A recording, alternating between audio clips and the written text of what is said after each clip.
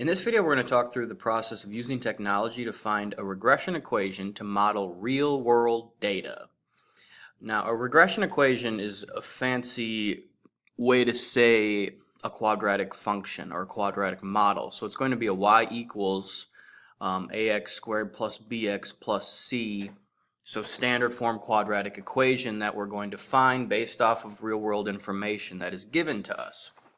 Now, a lot of times these regression equations can be used to make estimations or make predictions about data or information that we're working with. A lot of times for financial reasons or money, what month it will be the maximum amount that you might earn, or when you're selling, what month might be the minimum amount of sales that you would make, that type of thing.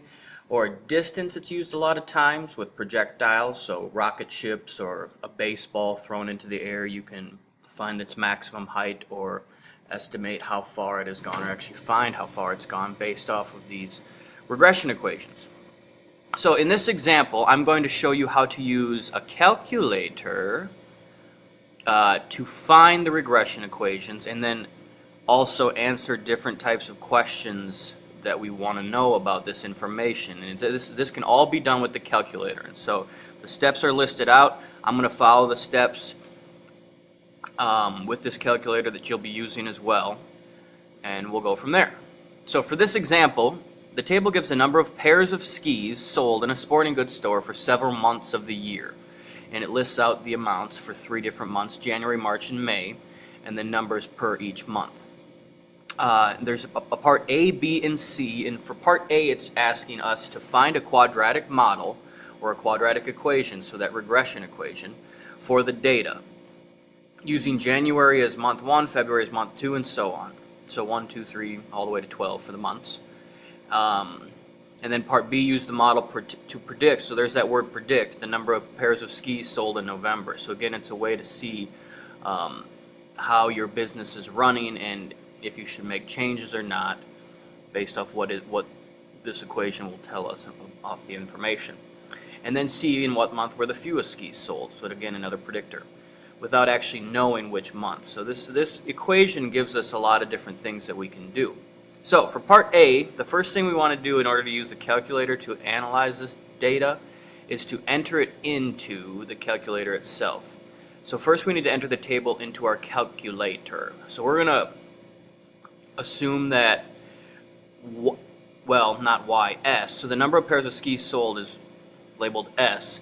That's going to be our output, meaning that they're dependent on the months. And so the output is S, the input is T, month T, and so, which is also related to X as well. We usually use X and Y. So the X values, or in this case T, are going to go in what's L1, and then the Y values are going to go into L2. In order to get to this screen on your calculator, you have to hit Stat and then start entering values into L1 and L2. And after Stat, you're going to hit Enter to get to that screen. So if I go, Stat is right here. If I hit Stat and I hit Enter on Edit, and if you notice, mine already have values in. They are the correct values, but I want to show you just how to punch those in. So I'm going to, if ever this situation occurs, you can scroll up to L1 and hit the Clear button and then hit Enter. It'll clear out that column, and if you scroll up to L2, Clear, hit Enter, it'll clear out that as well. So let's start from the beginning. If I had a blank screen and I want to enter in 1, 3, and 5 for the months January, March, and May, I would just hit 1, Enter, 3, Enter, and 5, Enter. Then I would scroll over to L2, and I would punch in 82, Enter, 42, Enter, and 18.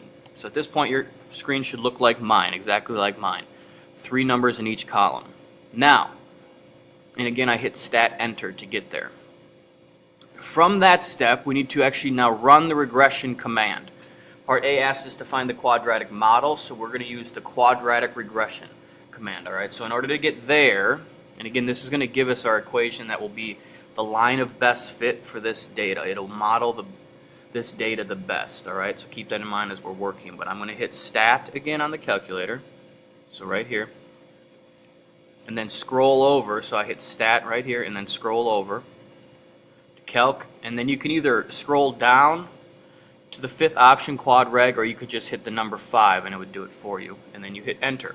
It brings up this screen. Now if your calculator doesn't have this screen, this step won't work for you, but if you do have a calculator that has this screen, it's important to use this step because it saves a lot of time.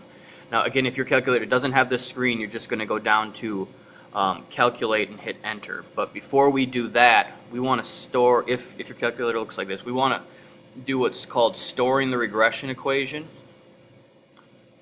So I'm actually going to go to the next slide. So here, we want to store our regression equation in this option right here. So I'm going to scroll down to this, having it flashing by store regression equation, and I'm going to hit this combination of buttons. So when we actually calculate the regression equation, it's going to be stored in Y1, so it'll be easy to graph for us. So I'm going to hit alpha, trace, and then enter on Y1. So now the equation is going to be stored in our calculator for us, so we don't have to manually do it.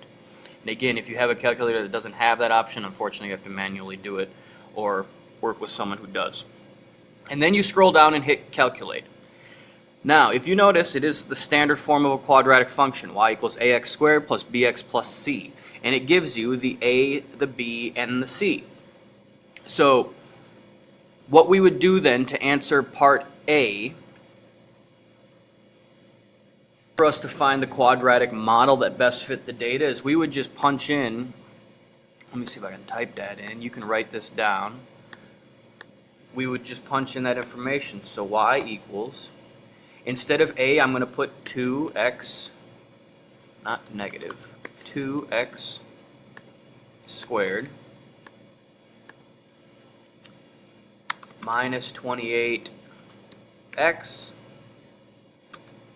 plus 108. That is our regression equation that best models this data. All right. Now, in order to answer part B, so that is part A, and that you will do that with every set of data. Part A will be the same every time. You will enter into L1 and L2, hit the quadratic regression, and come up with your own equation. Now, part B said to use the model to predict the number of pairs of skis sold in November. There's two different ways we can go about finding that, and they both involve our calculator as well. If you notice that November is the 11th month, so we'll need to substitute 11 in for the x values of the function that we just found. All right, because again, remember, months are the inputs or the x values. And when we do that, it'll find the corresponding y value or the number of skis that were sold that month. So on our paper, we would write this. Just to show our math, I would ask that you would write out the process that you're taking. So y would equal 2 parentheses 11 squared